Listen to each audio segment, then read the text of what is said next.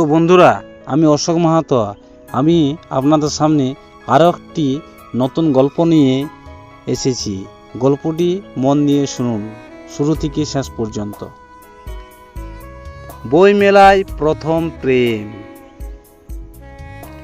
বইমেলার উৎসব মুখর পরিবেশ। স্টলগুলো রঙিন পোস্টার, বই আর পাঠকের ভিড়ে পূর্ণ। মেলার প্রতিটি কোণ থেকে ভেসে আসছে নানা ধরনের গল্প, কবিতা আর উপন্যাসের গন্ধ।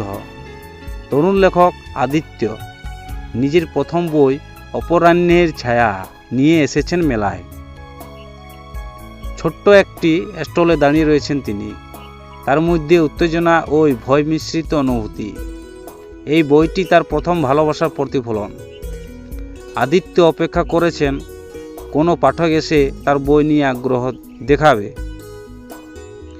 বিকেল গড়িয়ে সন্ধ্যা। স্টলে দাঁড়িয়ে থাকা ক্লান্ত চোখে দেখলেন এক তরুণী স্টলের সামনে এসে দাঁড়িয়েছে, তার হাতে বই মেলার গাইড ম্যাপ। তরুণীর চোখ স্থির হলো আদিত্যর বইয়ের উপর। বইটির নাম দেখে একটু হাসলো, তারপর হাত বাড়িয়ে তুলে নিল। আপনার লেখা? মেয়েটি সরাসরি জিজ্ঞেস করল।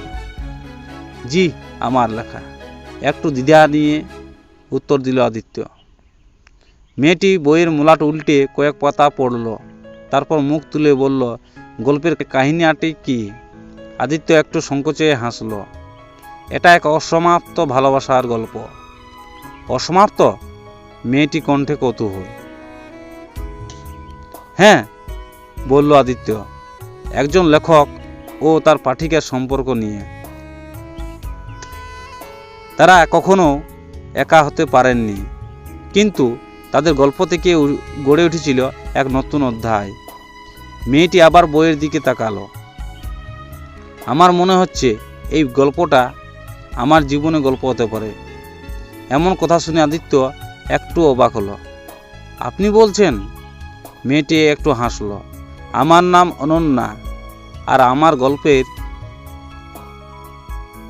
আপনার গল্পের নায়িকা যে পরিস্থিতির মুখোমুখি হয়েছে, আমিও ঠিক সেই পরিস্থিতির মধ্যে দিয়ে গিয়েছি, যেন কেউ আমার জীবনের গল্প চুরি করেছে। আদিত্য ভ্রু কুঁচকে বলল, আপনার জীবনের গল্পটা কেমন? অনন্যা গল্প শুরু করলো। সে বলল কিভাবে তার জীবনের প্রথম প্রেম ভেঙে গিয়েছিল। তার ভালোবাসার মানুষটি তাকে ছেড়ে চলে গিয়েছিল একদিন, কিন্তু সেই স্মৃতি আজও তাকে তাড়া করে।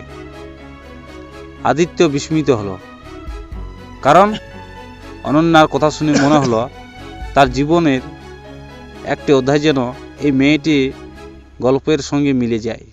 আপনার এই বইয়ের চরিত্রটি কি বাস্তব জীবনের কারো উপর ভিত্তি করে লেখা?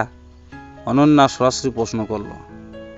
আদিত্য কিছুক্ষণ চুপ করে রইল, তারপর বলল, হ্যাঁ, এই গল্পটি আমার জীবনে এক বিশেষ মানুষকে নিয়ে লেখা। তবে আমি কখনো ভাবিনি কারো জীবনের সঙ্গে এটি এতটা মিল পেয়ে যাবে।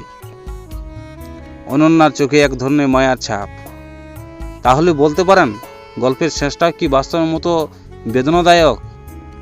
আদিত্য একটু থেমে বলল, না, গল্পের শেষটাই আমি চেয়েছিলাম তারা একে অপরকে আবার খুঁজে পাক, কারণ আমি নিজে সেটা করতে পারিনি। অনন্যার চোখে জল চিকচিক করে উঠল। সে বইটা হাতে নিয়ে আদিত্যর দিকে তাকালো। আপনার লেখা পড়ে আমি বুঝতে পারবো কোনো সম্পর্ক হারালেও কিভাবে নতুন অধ্যায় শুরু করা যায়। এরপর অনন্যা বইটি কিনে নিল। মেলার শেষ দিন। আদিত্য আর স্টল উঠে গিয়েছে, ও গুটিও নিচ্ছে। হঠাৎ ওই পেছন থেকে পরিচিত কণ্ঠে ডাক শোনা গেল। আদিত্য মুখ ঘুরিয়ে দেখলো অনন্যা। আবার দেখা হলো, অবাক হয়ে গেল।